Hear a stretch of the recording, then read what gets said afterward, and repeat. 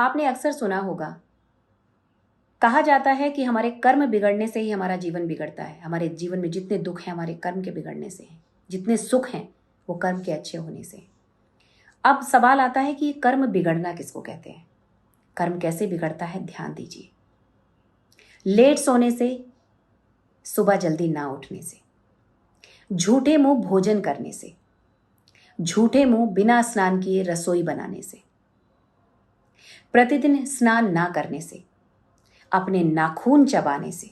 जो लोग अपने नाखून चबाते हैं, गरुड़ पुराण में भी लिखा है कि ऐसे व्यक्ति की आयु भी क्षीण हो जाती है, यश भी चला जाता है। अपने भोजन किए हुए बर्तन में हाथ धोने से, मंगलवार और शनिवार को बाल कटवाने से, और बाल कटवाने के बाद स्नान ना करने से।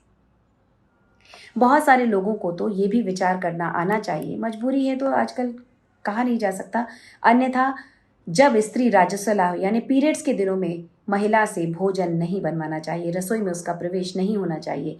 इससे आपके घर की लक्ष्मी की भी हानि होती है और कर्म की भी। बेवजह झूठ ना बोलें, अपने बड़ों का सम्मान करें, अपने रिश्तों को बोझ ना समझें, अपने मान जो आपके मान लगते हैं उनका सदा सम्मान करें।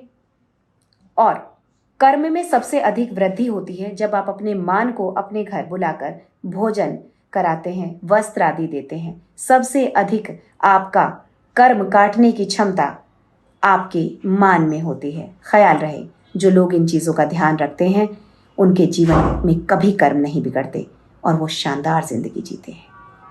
Mind it.